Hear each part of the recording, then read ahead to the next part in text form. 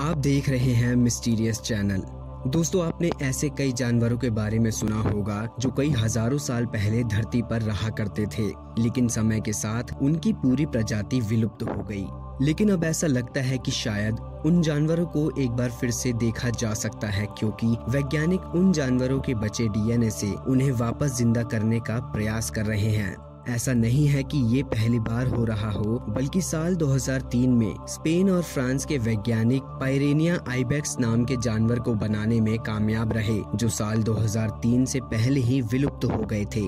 तो चलिए जानते हैं ऐसे 5 जानवरों के बारे में जिन्हें वैज्ञानिक फिर से जिंदा करने का प्रयास कर रहे हैं। Woolly mammoth. वूली मैमथ एक बड़े हाथी को कहा जाता था जिसका पूरा शरीर भूरे और काले घने बालों से घिरा होता था और उसके बड़े बड़े दांत हुआ करते थे। ऐसा कहा जाता है कि मैमथ अपने समय में धरती का सबसे ताकतवर जानवर हुआ करता था, जिसका सामना कोई और जानवर नहीं कर पाता था। वूली मैमथ आज से 20,000 साल पहले साइबेरिया में पाए जाते थे, लेकिन आइस जाने की वजह से इनकी पूरी आबादी खत्म हो गई। इतिहासकारों की माने तो बड़ी तादाद में शिकार होने की वजह से ये विलुप्त हो गए, लेकिन कई सालों से इनके अवशेष बर्फ में दबे होने की वजह से सुरक्षित हैं और इनके डीएनए की मदद से उन्हें वापस जिंदा किया जाएगा, जिसके बाद इनके डीएनए से बने सैंपल को अफ्रीकन हाथी पर इस्तेमाल किया जाएगा। सेबर टूथ बाघ की एक ऐसी प्रजाति थी जो आज से लाखों साल पहले नॉर्थ अमेरिका के जंगलों में पाए जाते थे।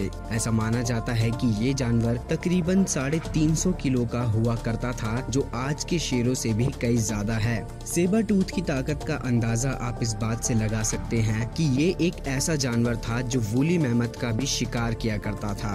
हालांकि सेबर टूथ की प्रजाति मौसम में बदलाव आने की वजह से 11,000 साल पहले विलुप्त हो गई।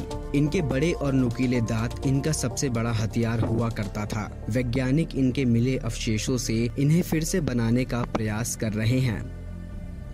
थाईलिसिन। थाईलिसिन प्राचीन काल का सबसे मांसाहारी जीव माना जाता था। ये जानवर थाईलसिनेट प्रजाति का आखिरी वंश था। इनकी पीठ पर बनी धारियों की वजह से इन्हें तस्मानिया टाइगर भी कहा जाता था, तो वहीं कुछ लोग इन्हें तस्मानियाई भेड़िया भी कहते थे।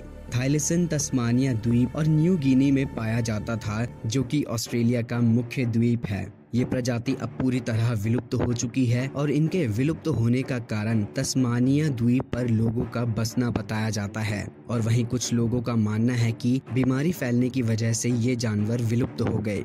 18वीं शताब्दी में थाईलिसिन का आतंक बढ़ने की वजह से तस्मानिया सरकार ने इनके शिकार करने की इजाजत दी और इन पर इनाम भी रखा।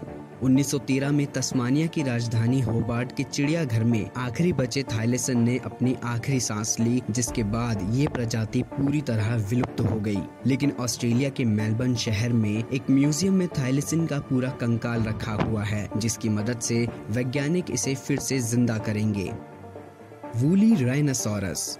हजारों सालों पहले गेंडे की एक प्रजाति हुआ करती थी जिसे वूली राइनोसोरस कहा जाता था। इनके शरीर पर घने बाल हुआ करते थे और ये प्रजाति प्लाइस्टोसिन एपॉक के दौरान पूरे यूरोप और उत्तरी एशिया में पाई जाती थी। इनके शरीर पर मोटी चमड़ी होने की वजह से इन्हें बर्फीले इलाके में रहने में आसानी होती थी। हालांकि वूली राइनोसोरस के बारे में तब पता चला जब साल 2014 में इसके बच्चे का शव साइबेरिया में बर्फ में दफन मिला।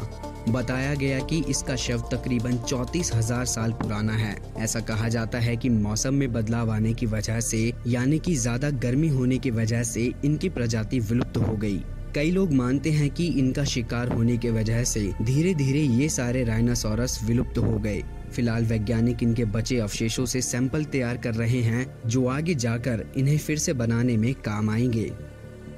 Giant ground sloth. ये विशालकाय जानवर नॉर्थ अमेरिका में पाया जाता था। इसका साइंटिफिक नाम मेगाथेरियम है। कहते हैं कि ये जानवर हाथी के जितना विशाल हुआ करता था और तकरीबन 4 टन वजनी था।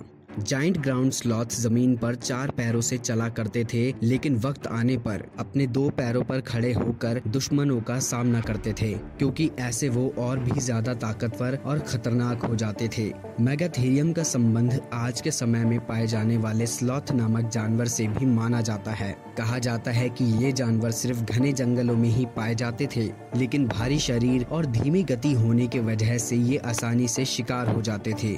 इसीलिए समय के साथ साथ इनकी आबादी विलुप्त हो गई। वैज्ञानिकों की टीम इन्हें फिर से जिंदा करने के प्रयास में लगी हुई है, लेकिन दिक्कत ये है कि इनके डीएनए को निकालना उतना आसान नहीं है, लेकिन वैज्ञानिक अपना पूरा प्रयास कर रहे हैं। तो दोस्तों, ये थे वो 5 जानवर जिन्हें वैज्ञानिक फिर से जिंदा करने की कोशिश कर रहे हैं। अब आप लोग ये सोच रहे होंगे कि क्या डायनासोर्स को भी वापस जिंदा किया जा सकता है? तो इसका जवाब दे पाना अभी जल्दबाजी होगी, क्योंकि किसी विलुप्त प्रजाति को वापस जिंदा करने के लिए सुरक्षित डीएनए की जरूरत होती है। डायनासोर्स इतने करोड़ों साल पहले ही विलुप्त हो चुके हैं कि उनको वापस ला पाना मुश्किल है। हालांकि कुछ लोग इन सभी चीजों को पर्यावरण के खिलाफ मानते हैं और ऐसा न करने की भी सलाह देते हैं। आपका इस बारे में क्या राय है और इनमें से किस जानवर को सबसे पहले देखना चाहते हैं? हमें कमेंट बॉक्स में जरूर बताइए और ऐसी ही वीडियोस देखने के लिए देखते रहिए मिस्टीरियस चैनल को।